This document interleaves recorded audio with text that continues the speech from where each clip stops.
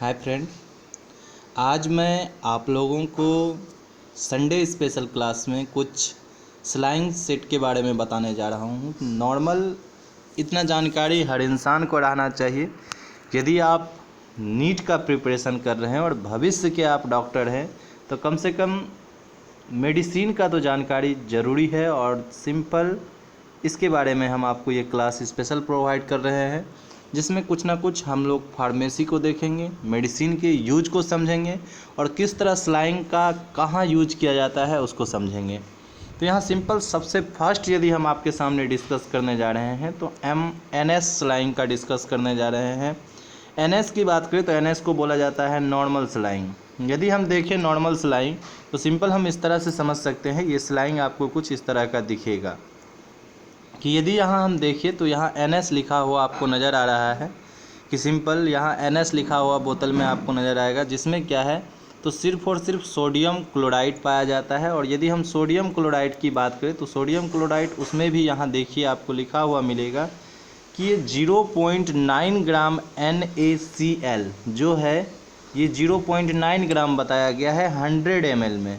Simple यहाँ समझना है कि यहाँ सोडियम क्लोराइड जो जिसे हम कॉमन साल्ट बोलते हैं NaCl, डायरेक्ट मार्केट में आपको NaCl का स्लैंग भी मिल जाएगा। तो सिंपल इसको हमको समझना है ये नॉर्मल स्लैंग क्या है। तो ये सिर्फ और सिर्फ आपको वाटर फॉर्म पाया जाता है। जैसा वाटर हम लोग यूज करते हैं डिस्टिल वाटर किसी मेडिसिन को मिलाने के लिए, पीने में भी हम यूज कर सकते हैं इस वाटर को, किसी घाव को धोने में भी हम यूज कर सकते हैं। तो सिर्फ और सिर्फ ये वाटर फॉर्म है, इसमें कुछ भी नहीं है। जनरली नॉर्मल स्लैंग उस पेशेंट को चढ़ाया जाता है जिसमें कि कुछ ना कुछ मेडिसिन ऐड करके स्लैंग किया जाता है। As like bacterial disease, typhoid की बात करते हैं, टाइफाइड फीवर में स्लैंग किया जाता है। आगे और भी बहुत सारे केसेस देखेंगे जिसमें कि मेडिसिन सारे ऐड करके ये IV स्लैंग चढ़ाया जाता है। ऐसे कोई भी स्लैंग है तो वो IV ही होगा। तो यहाँ सिंपल हमको समझना है, केसेस देखते हैं इनका यूज हम लोग कहाँ कहाँ करेंगे। तो सबसे पहला यूज यदि देखें तो ये बताया गया है आपको डिहाइड्रेशन में, कि डिहाइड्रेशन में हम यूज कर सकते हैं।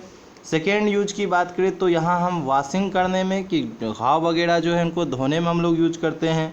उसके बाद फिर देखिए तो यहाँ दिया गया है इंजेक्शन देने में, कि यदि शरीर में कोई इंजेक्शन दिया जाता है तो उसमें यूज करेंगे। यदि एक्सीडेंट हो गया है और वैसे पेशेंट में आपको लग रहा है कि डिहाइड्रेशन हो रहा है, ब्लड का कमी है और उनके बारे में आप अच्छी तरह से नहीं जानकारी रख रहे हैं, क्या वो डायबिटिक पेशेंट हैं, डायबिटिक पेशेंट वाले को जल्दी कोई स्लैंग नहीं चढ़ाया जाता है। तो ऐसे कंडीशन में ये डायबिटिक पेशेंट को भी स्लैंग हम चढ़ा सकते हैं, क्योंकि इसमें कोई ग्लूकोज नहीं है। ग्लूकोज नहीं रहने के कारण ये स्लैंग आराम से हम चढ़ा सकते हैं। तो यहाँ आपको देखना है, लास्ट पॉइंट देखिए दिए हैं हम डायबिटिक पेशेंट। तो यहाँ इतने कंडीशन में हम जो है ये NS बोतल नॉर्मल स्लैंग का उपयोग करते हैं। सेकेंड टाइप ऑफ स्लैंग की बात करें तो हम बात कर रहे हैं आपके सामने DNS की।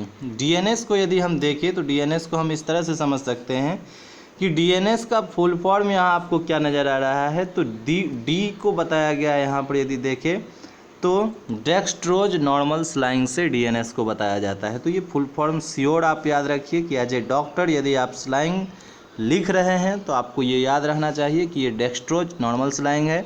और डेक्स्ट्रोज नॉर्मल स्लैंग को यदि देखें तो इसमें आपको 5 ग्राम डेक्स्ट्रोज लिखा हुआ मिलेगा। यही डेक्स्ट्रोज आपका D5, D10, D25 ये भी स्लैंग में आपको मिलेगा। तो सिंपल यहाँ दोनों लगभग ग्रुप सेम है। यदि हम DNS की बात करें तो यहाँ डेक्स्ट्रोज में क्या होता है कि सिंपल यहाँ ग्लूकोज लेवल इंक्रीज होता है, कि ये जो है ग्लूकोज लेवल को बहुत ज़्यादा इंक्रीज करते हैं। तो पेशेंट के अनुसार 2 बोतल 3 बोतल हम स्लैंग कर सकते हैं। तो सिंपल यहाँ समझना है, एक बार हम आपको इसको दिखा दें कि इसमें कैसा आपको DNS लिखा हुआ मिलेगा। यहाँ देखिए थोड़ा सा कुछ सेकेंड लेगा, ये डायग्राम क्लियर हो जाएगा। यदि हम देखें तो यहाँ बताया गया है DNS के बारे में कि ये स्लैंग सेट में हम DNS लिखा हुआ देख पा रहे हैं। तो यहाँ यदि DNS की बात करें तो अब आते हैं हम लोग DNS का यूज हम किस में करते हैं। तो DNS के यूज के लिए हमको जानना है, ये सिंपल यदि हम देखें तो यहाँ पहला केसेस बन रहा है डिहाइड्रेशन, कि डिहाइड्रेशन किसको बोलेंगे, शरीर में पानी की कमी को हम लोग डिहाइड्रेशन के फॉर्म में जानते हैं। उसके बाद यदि देखें तो यहाँ हाइपोग्लाइसीमिया बताया जा रहा है। हाइपोग्लाइसीमिया की बात करें तो ये बताते हैं कि ग्लूकोज लेवल क्या होते हैं यदि आपके शरीर में बहुत ज़्यादा कम हो जाता है, शुगर लेवल बहुत डाउन हो जाता है, तो उस कंडीशन में हम उसे हाइपोग्लाइसीमिया के फॉर्म में जानते हैं। हाइपरग्लाइसीमिया आ गया तो हाइपरग्लाइसीमिया बताता है शुगर लेवल बहुत अप हो जाने को हाइपर, और हाइपो वर्ड रिलेट कर रहा है डाउन हो जाने को। तो यहाँ हमको ये याद करना है। उसके बाद यदि चले तो यहाँ बताया गया है इंसुलिन शॉक कि यदि शरीर में क्या हो जाए, इंसुलिन खत्म हो जाए, पैनक्रियाज फंक्शन करना छोड़ दे, तो वैसे कंडीशन में भी हम क्या करते हैं, तो डीएनएस के बोतल को स्लाइंग करते हैं। लेकिन डीएनएस के बोतल में जो है बहुत रिस्क ये है कि यदि आपके पास जानकारी नहीं है तो बहुत जगह आप देखिएगा कि गांव में जो डॉक्टर रहते हैं वो सिर्फ क्या जानते हैं कि स्लाइंग करना जानते हैं, मे बी हम डॉक्टर हैं, तो ऐसे कंडीशन में वो आपको डीएनएस भी स्लाइंग कर देंगे। तो डीएनएस में कहाँ कहाँ इनका स्लाइंग नहीं होगा उनको हमको समझना है। It is not use in, यदि देखें तो यहाँ बताया गया है डायबिटिक पेशेंट कि जो डायबिटिक पेशेंट हैं उनमें हम डीएनएस का यूज नहीं करेंगे। डायबिटीज़ उनका क्या हो सकता है, बढ़ सकता है, क्योंकि यहाँ ग्लूकोज लेवल वाटर में बहुत ज़्यादा रहता है। सेकेंड, हार्ट पेशेंट को हम नहीं चढ़ाएंगे। हार्ट पेशेंट में क्या होता है, हार्ट बीट इंक्रीज होने का चांसेस रहता है कि हार्ट बीट इंक्रीज होने के कारण में भी उन्हें हार्ट अटैक का भी चांस आ सकता है। तो हार्ट पेशेंट को कभी भी डीएनएस बोतल नहीं चढ़ेगा। फिर आता है प्रेग्नेंट लेडी। प्रेग्नेंट लेडी को क्यों मना कर रहे हैं, रियलिटी ये है कि प्रेग्नेंट लेडी में लेडी तो सही रहेगी, लेडी में आपको एनर्जी नज़र आ जाएगा कि हाँ लेडी फुलफिल एनर्जी से हो गया, लेकिन उनके यूटेरस में जो फीटस पल रहा है, जो बेबी पल रहा है, वो जब बॉर्न होगी या यूटेरस के अंदर ही उनसे निमोनिया होने का खतरा रहता है, क्योंकि ग्लूकोज लेवल अप होने पर सर्दी खांसी दोनों एक साथ आ सकता है, कॉल्ड फीवर भी हो सकता है। ऐसे कंडीशन में बच्चे पे इफेक्ट पड़ सकता है, इसीलिए प्रेग्नेंट लेडी को कभी भी डीएनएस नहीं चढ़ाया जाएगा। तो इस तरह से हम लोग डीएनएस के भी यूज को समझे। हम ज़्यादा एक्सप्लेन नहीं कर रहे हैं आपको, हम सिर्फ आपको सिम्टम बता रहे हैं कि इनके क्या क्या सिम्टम हो सकते हैं और यूजेज बता रहे हैं, तो सिंपल आपको समझना है। डीएनएस के बाद हम लोग आगे चले तो देखिए D5, इसमें भी डेक्स्ट्रोज ही है कि यहाँ आप आइडेंटिफाई कर पा रहे हैं D5 है यहाँ। यदि हम D5 को देखें तो D5 जनरली मार्केट में जो है 3 तरह के अवेलेबल हैं, एक D5, D10 और D25 करके भी आता है। तो सिंपल वो ज़रूरत के अनुसार चढ़ाया जाता है कि किसी को यदि आपको लग रहा है करेंट लग गया है, किसी को क्या हो गया, शरीर में बहुत ज़्यादा वीकनेस आ गया है कि हाई ब्लड लॉस हो गया है शरीर से, तो वैसे कंडीशन में हमको जो है D25 तक स्लाइंग करना पड़ता है। D10 भी स्लाइंग करते हैं और D5 ही है तो 2-3 बोतल हम स्लाइंग कर सकते हैं।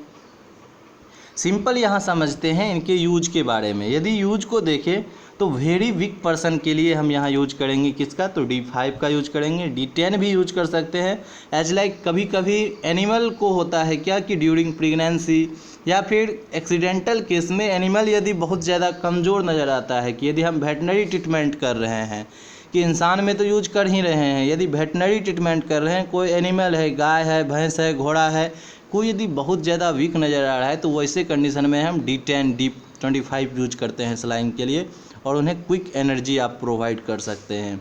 तो यहाँ उन्हीं के बारे में बताया गया है। इंसान पे भी हम यूज करेंगे, D5 का यूज करेंगे, बहुत ज़्यादा वीक है तो वैसे में हम D10 का यूज करेंगे।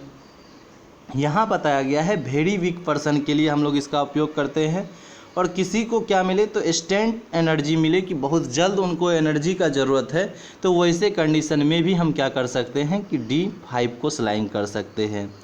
D5 वैसे पेशेंट को भी चढ़ाया जाता है जिसमें बताया गया है, यहाँ देखें तो DG, जिसे कि मेडिकल साइंस में वर्टिगो वर्ड यूज किया जाता है, यानी चक्कर आना। चक्कर आना यानी कि जब आप वीकनेस में रहिएगा तो लगभग आपको कमजोरी के कारण क्या होता है कि बैठे बैठे यदि आप एकाएक खड़ा होते हैं तो आपको चारों तरफ अंधेरा नज़र आने लगता है। उस समय आपको वर्टिगो आ जाएगा कि आप सेंसलेस हो सकते हैं, गिर सकते हैं। तो वैसे कंडीशन में भी हम क्या करते हैं, D5 को स्लाइंग करते हैं। लेकिन D5 के भी कुछ ना कुछ इफ़ेक्ट आपको नज़र आएंगे। यदि इफ़ेक्ट की बात करें तो साइड इफ़ेक्ट इनके क्या होते हैं, सबसे फर्स्ट यदि हम देखें तो यहाँ आपको बताया गया है BP इंक्रीज हो जाता है शरीर में, वोमिटिंग होने लगते हैं, यदि बात करें तो कोल्ड फीलिंग होने लगते हैं कि ठंडा लगना शुरू हो जाता है। तो ऐसे जनरली जो है ना ठंडा लगना तब शुरू होता है कि कभी भी फीवर में स्लाइंग नहीं किया जाता है, कि यदि शरीर का टेम्परेचर आपका 98 डिग्री फ़ारेनहाइट से अप है, 99 है, 100 है, तो वैसे कंडीशन में स्लाइंग नहीं किया जाएगा। यदि उस कंडीशन में स्लाइंग होता है तो नॉर्मली कोई भी स्लाइंग रहे आपके शरीर में क्या होगा कि आपको ये कोल्ड फीलिंग होना शुरू हो जाएगा, कि ठंड लगना शुरू हो जाता है। तो ये हमेशा ध्यान रखिए कि शरीर जब गर्म रहे, फीवर रहे, तो वैसे कंडीशन में स्लाइंग नहीं किया जाता है। पहले फीवर को हम डाउन कर लें, उसके बाद हम स्लाइंग करें। आगे यदि देखें तो आगे कुछ और हम लोग देखेंगे सिंपल। यहाँ हम आगे देखें तो आरएल का यूज हम समझते हैं कि आरएल स्लाइंग जनरली जो है हम सभी को आरएल चढ़ाते हैं। आरएल चढ़ाने में कोई वैसा रिस्क नहीं है, सबसे अच्छी स्लाइंग है आरएल आप यूज कीजिए। आरएल में बताया गया है, यदि हम देखें तो इसे रेगुलर स्लाइंग के रूप में बताया गया है, कि इसे यदि देखें तो रिंगर स्लाइंग के बारे में बताया गया है। रिंगर की बात करें तो इसमें सोडियम जो है लैक्टेट पाया जाता है, और NaCl, KCl, CaCl2, तो यहाँ सिंपल ये सब इनमें प्रेजेंट रहते हैं आरएल में। NaCl sodium chloride, potassium chloride, तो ऐसे पोटासियम क्लोराइड के अलग से भी इंजेक्शन आते हैं। जैसे नॉर्मल स्लाइंग करते हैं तो पोटासियम क्लोराइड का वहाँ इंजेक्शन देना पड़ता है, कैल्शियम क्लोराइड का इंजेक्शन देना पड़ता है, मल्टीपल विटामिन का इंजेक्शन देना पड़ता है। तो एक सेपरेट वीडियो हम प्रोवाइड आपको करेंगे कि स्लाइंग के साथ साथ हम कौन कौन मेडिसिन उसमें ऐड करके स्लाइंग करते हैं, उसका हम नेक्स्ट वीडियो में देंगे। अभी सिंपल हमको स्लाइंग समझना है कि यदि हम यहाँ बात करें आरएल का, तो रिंगर स्लाइंग की बात करते हैं। इनको किस किस कंडीशन में चढ़ाया जाता है, तो सबसे पहला कंडीशन बनता है आपके पास डिहाइड्रेशन। यहाँ डिहाइड्रेशन में हम लोग इस स्लाइंग को चढ़ाते हैं। फिर यदि कोई पेशेंट क्या हुआ है, जल गया है, बर्न हो गए हैं, तो वैसे कंडीशन में भी उनके शरीर में डिहाइड्रेशन का ही कंडीशन बनता है, पानी पूरी तरह से सॉक हो जाते हैं। एक्सीडेंट केस में हम आरएल चढ़ाते हैं, आरएल स्लाइंग करते हैं। किसी का एक्सीडेंट होते हैं तो उनको एनर्जी देने के लिए NaCl है तो एनर्जी ऑटोमेटिक मिलेगा। आगे चले तो फिर आपको डिजनिंग यानी चक्कर आना, वर्टिगो के सेंस में हम लोग यूज करते हैं, और हाइपरटेंशन के केस में भी हम लोग यूज करते हैं। हाइपरटेंशन यानी बेचैनी, कि आपका मस्तिष्क जो है ये आपके संतुलन में नहीं है, सही से नींद नहीं आ रहा है, माइंड में कुछ ना कुछ बात आते जा रहा है, कोई ना कोई टेंशन के आप शिकार होते जा रहे हैं, ब्लड प्रेशर अप होते जा रहा है, वैसे कंडीशन में से हाइपरटेंशन बताया जाता है। तो इस सब टर्म में हम लोग क्या करेंगे, आरएल का स्लाइंग करेंगे। आरएल बहुत अच्छी स्लाइंग है, लगभग आरएल का यूज कीजिए।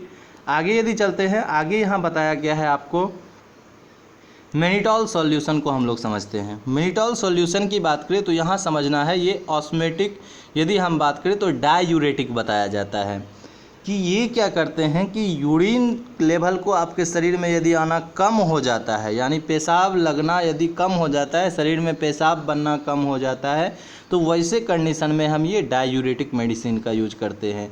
कि यहाँ 20 ग्राम जो है बताया गया है। मेनिटॉल की बात करें तो इसमें मतलब 20 ग्राम मेनिटॉल रहते हैं 100 ऑफ सॉल्यूशन में, जो ये लिक्विड पाया जाता है। तो सिंपल ये 100 ml के ही आते हैं। यहाँ आप देख सकते हैं डायग्राम में कि ये 100 ml के ही जो हैं आपके मेनिटॉल इंजेक्शन आते हैं। इसमें और भी कंपोजिशन ऐड होके आ सकते हैं, आपको ग्लूकोज ऐड होके आ सकते हैं, उसके बाद आपका पैरासीटामोल ऐड होके आ सकता है। तो इसमें और भी कंपोजिशन ऐड रहते हैं। लेकिन सिंपल यदि हम बात करें मेनिटॉल का यूज किस लिए किया जाता है, तो यूरिन लेवल को अप करने के लिए किया जाता है।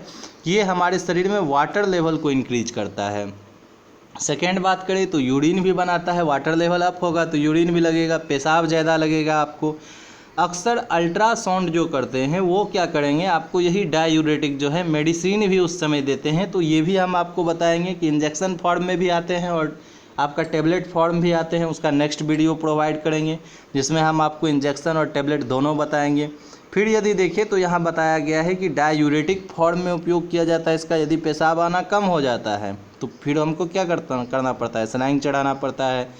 और आगे देखें तो आगे बताया गया है कि ये क्या करते हैं, वैसे कंडीशन में जिसे हम बोल सकते हैं ओलिगो यूरिन, ये क्या करते हैं वैसे कंडीशन में, मतलब वही पेशाब लेवल, किडनी प्रॉब्लम हो जाता है, किन्हीं किन्हीं को पेशाब आप रुक रुक के आ रहा है, पेशाब मतलब क्लियर नहीं हो रहा है, तो वैसे कंडीशन में भी ये सलाइन चढ़ाया जाता है।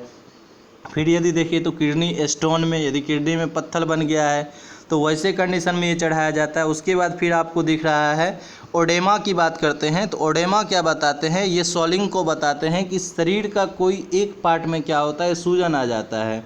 जैसे कभी कभी हम देखते हैं कि कोई इंसान चावल खाता है तो क्या होता है, फेस उसका भारी हो जाता है कि आँख के नीचे वाला मसल्स भारी हो जाता है, चेहरा फूल जाता है, हाथ पैर फूलना शुरू हो जाता है। तो एज लाइक शरीर के किसी भी पार्ट में यदि सूजन आ रहा है आपको, वहाँ स्वॉलिंग हो रहा है, तो वैसे कंडीशन में भी हम मेंट्रोल सॉल्यूशन इंजेक्शन को मतलब स्लाइंग कर सकते हैं। आगे यदि देखें तो सबसे लास्ट हम आपको बताए हैं हेमेक्सिल के बारे में। हेमेक्सिल जनरली समझना है कि वैसे कंडीशन में हेमेक्सिल को चढ़ाया जाता है जब हमको ब्लड नहीं मिल पाता है। ये आपका प्लाज्मा फॉर्म में पाया जाता है कि प्लाज्मा फॉर्म में ये अवेलेबल है, और हम किसी को भी यदि शरीर में बहुत ज़्यादा ब्लड का कमी है, ऐसे कंडीशन जहाँ हार्ट सर्जरी हो रहा है, लंग सर्जरी हो रहा है, बहुत बड़ा ऑपरेशन हो रहा है और शरीर में ब्लड का ज़रूरत है, वैसे कंडीशन में ब्लड यदि अवेलेबल नहीं है तब पर भी हम क्या करते हैं, वहाँ हेमेक्सिल का जो है स्लाइंग चढ़ाते हैं। आइए इनको समझते हैं कि हेमेक्सिल कहाँ कहाँ हम लोग यूज करेंगे, चढ़ाने का तरीका भी बताएंगे किस तरह से इसको चढ़ाया जाता है। हेमेक्सिल की यदि बात करते हैं तो ये 500 ml में आपको मिलेगा, और इसमें यदि देखिए तो पॉलीग्लेटिन 3.5 ग्राम बताया गया है, और NaCl, KCl और CaCl, मतलब ये तीनों कंपोजिशन को जो है ना हम नेक्स्ट वीडियो में आपको बताएंगे कि ये जनरली जो हम NS चढ़ाते हैं ना नॉर्मल स्लाइंग, उनमें भी इनका इंजेक्शन हम ऐड करते हैं यदि कोई हमको यदि नहीं मिल पा रहा है हेमेक्सिल। वैसे अवेलेबल हर जगह है, लेकिन मे भी ऐसा टर्म और कंडीशन बन गया कि हम फुलफिल नहीं कर पा रहे हैं। इनका प्राइस थोड़ा हाई है कि आपको 450 तक का पड़ेगा ये स्लाइंग का बोतल, कि आपको 450 रुपये में खरीद पड़ेगा। उसके बाद आप स्लाइंग कर सकते हैं, तो नॉर्मल ही है। लेकिन जहाँ हम स्लाइंग की बात करें 30 रुपये, 28 रुपया, 25 रुपया, 18 रुपया, इस तरह से स्लाइंग मिल रहा है, उनके कंपेरिजन में तो ये ज़्यादा ही है। तो ऐसे कंडीशन में हम क्या करेंगे कि हम NS वाले स्लाइंग से भी अपना फुल पावर बढ़ाने के लिए वहाँ हम सोडियम क्लोराइड, उसके बाद पोटासियम, यहाँ KCl हो गया पोटासियम क्लोराइड, उसके बाद CaCl कैल्शियम क्लोराइड का उपयोग करते हैं। तो ये सारे यूजेज को हम नेक्स्ट वीडियो में आपको बताएंगे कैसे हम मेडिसिन ऐड कर सकते हैं नॉर्मल स्लाइंग में, या कोई भी स्लाइंग में हम कैसे मेडिसिन ऐड करते हैं। लेकिन इसमें देखिए सबसे बड़ी बात, देखिए यहाँ क्या आपको लिखा हुआ मिल रहा है कि यहाँ सारे कंपोजिशन जो हैं इन्हीं में दिया हुआ है। जब भी हम हेमेक्सिल को स्लाइंग करेंगे तो यहाँ कोई भी मेडिसिन आपको ऐड करने के लिए नहीं बताया गया है। यहाँ हम देख सकते हैं लिखा गया है सिंपल, थोड़ा PDF ये फ्रेश हो रहा है, टाइम लेगा, 2 सेकेंड में ये फ्रेश हो जाएगा आपका, कि यहाँ सिंपल बताया गया है डू नॉट मिक्स, मतलब बताया गया है डू नॉट मिक्स, मतलब इसमें कुछ भी मिक्स नहीं कीजिए।